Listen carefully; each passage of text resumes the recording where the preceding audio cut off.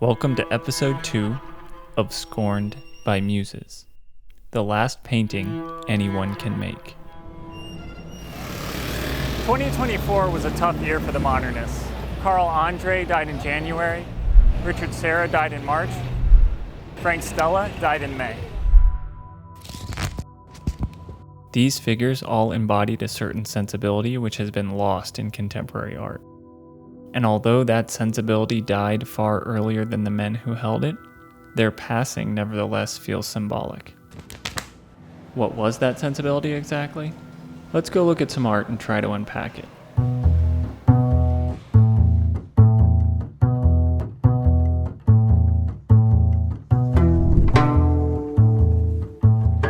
We're in Chelsea right now, and we're going to go to David Zwirner Gallery. That's an exhibition of some paintings by Reinhart. We're going to go check it out.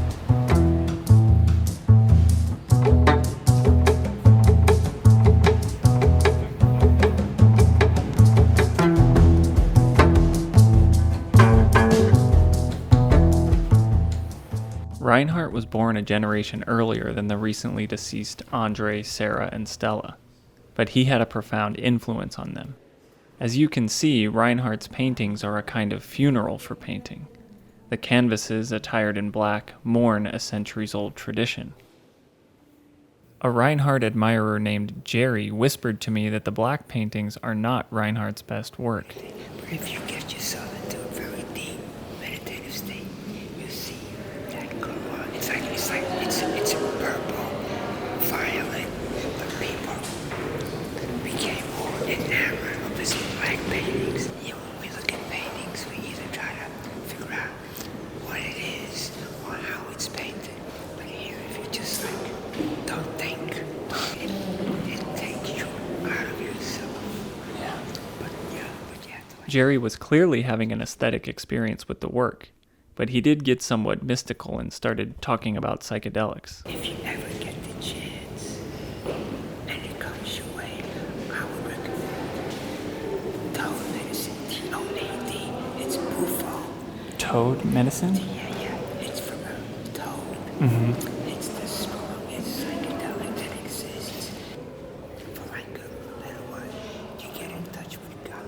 Yeah. However you want to define God. Right. So once you get there, you make your own definition of what God is. Yeah. So if you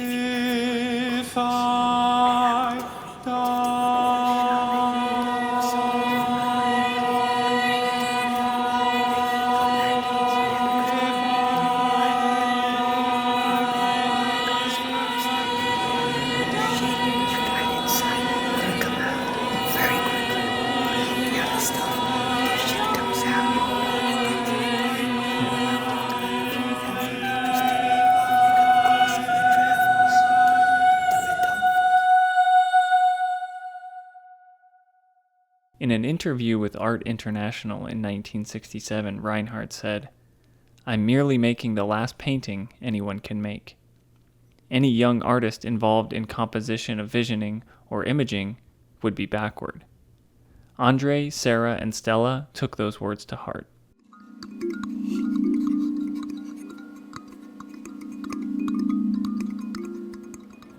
What led the modernists into this reductionist trap? I'm going to talk about this idea of history again. In my last episode, I criticized Sean Tatel for lacking a theory of history. Sean has some serious shortcomings, and the main one is that he doesn't have a theory of history. But the modernists were driven by a theory of history, one which had been articulated by the Enlightenment. History is the progress of the consciousness of freedom. The Enlightenment philosopher Jean-Jacques Rousseau said, "Man is born free, but everywhere he is in chains." The task for humanity coming out of the Enlightenment was to free man of his chains. The bourgeois revolutions attempted to do just that, but the new society these revolutions produced became self-contradictory in the middle of the 19th century. Rather than a society of free individuals producing greater wealth and freedom, that society began to produce greater inequalities and new forms of unfreedom. Art had been a way for humanity to reflect on its capacities, to conjure new worlds and new ideas into being, to consider our potentials for freedom. However, once society no longer seemed capable of producing that freedom, art was thrown into crisis and turned inward. Modernism is what that inward turn looked like. It was the symptom of a sick society, which nevertheless attempted to hold on to the idea of freedom. By turning away from representation, abstraction was able to say that this art object, which is useless, which refers to nothing outside of itself, is nevertheless meaningful because I say it is. That is a profound gesture of freedom. Ad Reinhart's black paintings were precisely an attempt to eschew a reference to anything outside of the particular work of art itself. To allow for the possibility of aesthetic experience, all indications of prior forms needed to be evacuated from the work. Reinhart described his black paintings as the most extreme, ultimate, climactic reaction to and negation of the tradition of abstract art, and previous paintings of horizontal bands, vertical stripes, blobs, scumblings, bravura, brushwork, impressions, impastos, sensations, impulses, pleasures, pains, ideas, imaginings, imagings, imaginations, visions, shapes, colors, composings, representings, mixtures, corruptions, exploitations, combinings, vulgarizations, popularizations, integrations, accidents, actions, texturings, spontaneities, ready-made, stylizations, mannerisms, irrationalities, unawarenesses, extra and unaesthetic qualities, meanings, forms of any tradition of pure or impure abstract art traditions, my own and everyone else's. Serra and Andre took this one step further. They determined that the medium of painting was too mired in art's formal traditions. The painting had always been a window within which forms took shape, and because of that history, no matter how much the painting insisted on its own flatness, the painting could not help but be seen as a picture with its own spatial depth. As a way to dodge this problem, Serra and Andre opted to work in the realm of sculpture. But they weren't satisfied with sculpture either, or at least not with the term. They preferred instead to simply refer to their works as objects. That's because sculpture was still representational. It was still illusionistic. With a piece like Rodin's Thinker, for example, the artwork is operating at two different registers. On the one hand, there is the materiality of the bronze, which exists in time and space, and on the other hand, there is the representation of the thinker, which is an idea, separate from the material of the bronze. The minimalists wanted to collapse this distinction. They wanted to make something which could not possibly represent anything other than itself. There's a Richard Serra show right in here. I don't think there's any sculptures in there. I just think it's print, but we're going to go take a look anyway.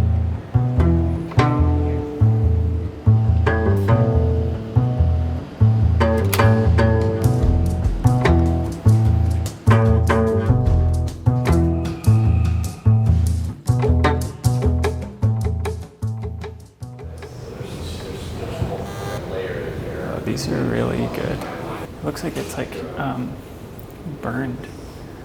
You know, it looks like cinder. It looks like you just touch it and like. I was saying that I thought I wish the Ad Reinhart pieces were bigger, but I actually, seeing these, like the Reinhart's way better. Like, this is a little too macho.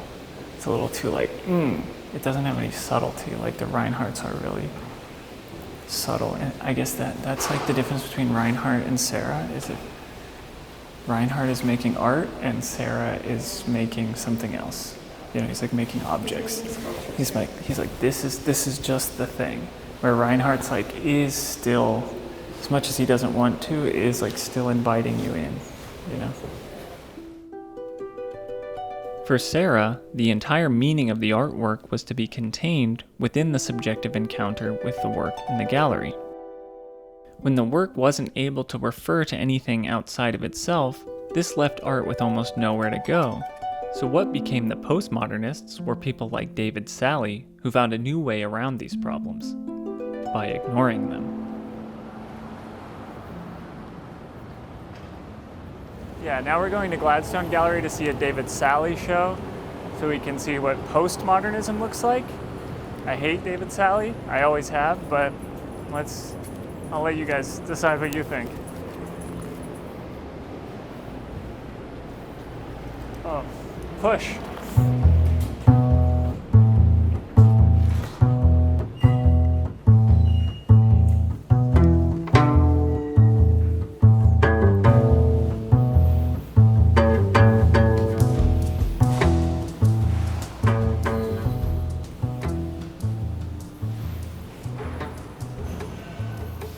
So representation is back, illusion is back.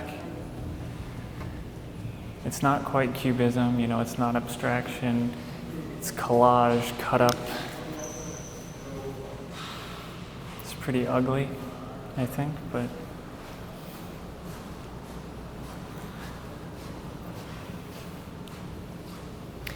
there is a pathos. It's definitely here in these. Right, these like headless figures.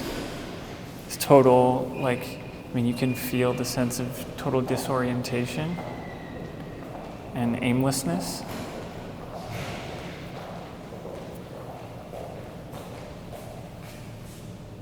I think it's pretty evident, right? Like this sideways woman without a head.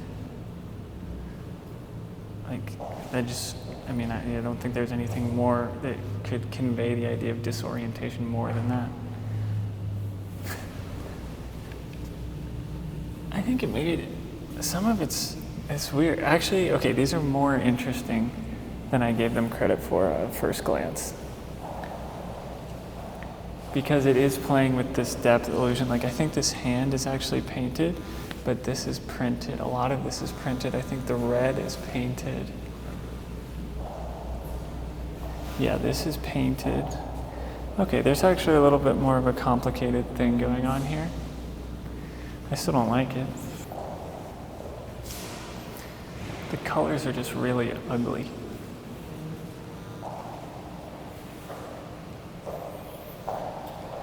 And like the figures are annoyingly rendered. Okay, these moments I think are actually kind of successful where you have this like this is a really good one. Right, like this is, I think, printed, but then you have the same color painted over it. There's just something sort of formally or texturally interesting going on there. Yeah, I'm sure on camera it's not going to read. I mean, this is a testament to, you have to actually enjoy a work. Go see it in person. Don't look at images on contemporary art daily. Get out of the house and go see some art. I think it's new work. Or I think it's like I think it's new work, yeah. Let me go find the press release. I found the press release, and a new wrinkle has unfolded. These paintings were made with AI. It should come as no surprise that David Zwirner would partner with AI to create a new series of dynamically constructed paintings, the new pastorals.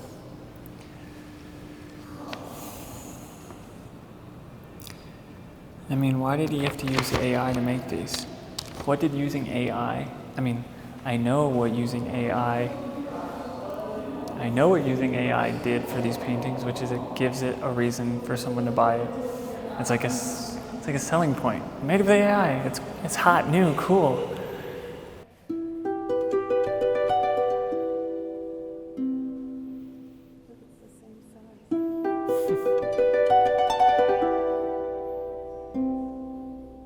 Last up of today's journey will be Greene Naftali Gallery, which is a gallery that I really like. They have a Michael Krebber exhibition up, who's also very postmodern. A lot of my friends really like Michael Krebber, and I think there's this whole, wherever he's from, some shitty German town.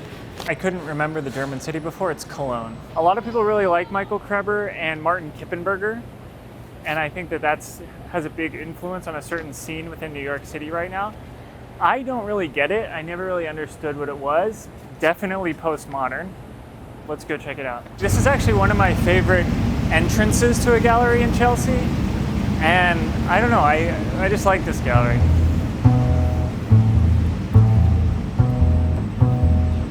I forgot Matthias told me about this show. It's not actually any of his work. I think it's just like shit from his apartment just put into the gallery. Believe it or not, this is art. This is art. We're in an art exhibition. This is art. It's all art. That's art, that's art, that's art, that's art, that's art, that's art, that's art, that's art, that's art, that's art, that's art, that's art, that's art. This is also art. That's art. Interesting decision.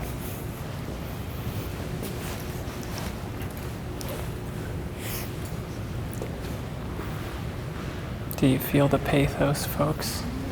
Do you feel the sickness? Can you feel the sickness? Are you down with the sickness? You should feel the sickness. I can feel the sickness. I have one of those at home. Did you guys know you have art at home? Look, that's art. I have some of those in the basement. That's art. What's back here? More art?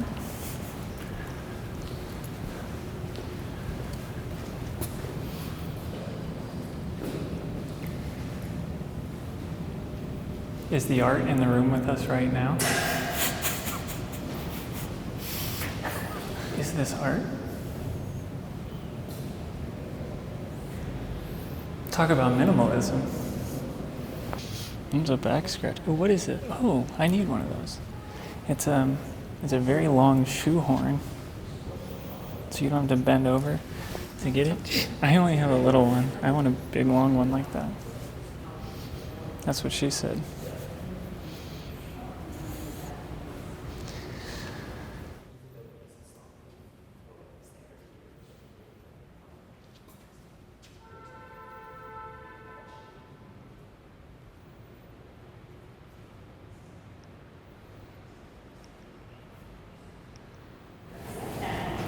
The one other thing I should say about postmodernism is that it was the boomers. This is boomer art.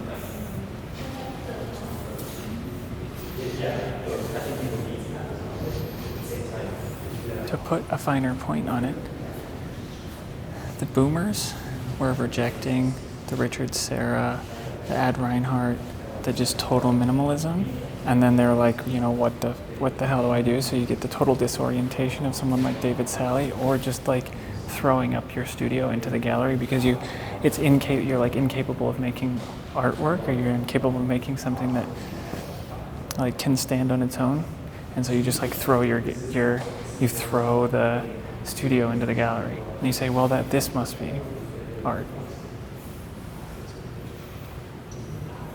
Like Rikrit Tirabaniha is someone who did this a lot in the 90s. You know, he like brought his kitchen into the gallery and made people Thai food, for example.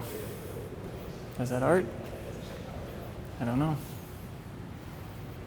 There looks like there might be some art under there.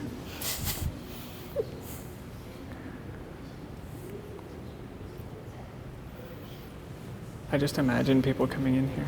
I mean, like this guy. I just imagine people coming in here and being like, yes, like looking very carefully at everything. Yes, I think I understand. I don't know, maybe that actually yields some insight. I mean, clearly the whole thing is just a fuck you. Should I ask these people what they think of the show? The dreaded press release. Let's go.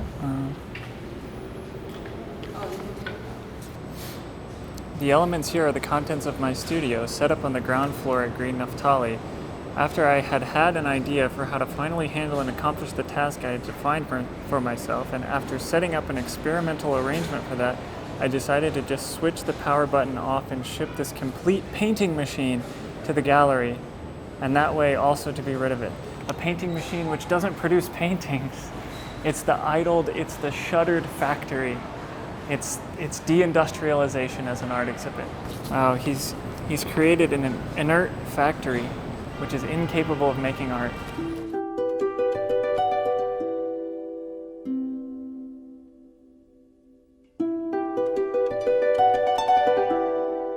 Maybe Reinhart was right. Maybe he did paint the last paintings anyone could make. Have we exhausted painting as something which can produce an aesthetic experience? Krebber seems to have concluded this. But he doesn't offer a substitute aesthetic object. He throws up his hands in futility. He shows us, this is what I have to work with. See if you can do any better. Maybe we owe it to him to try.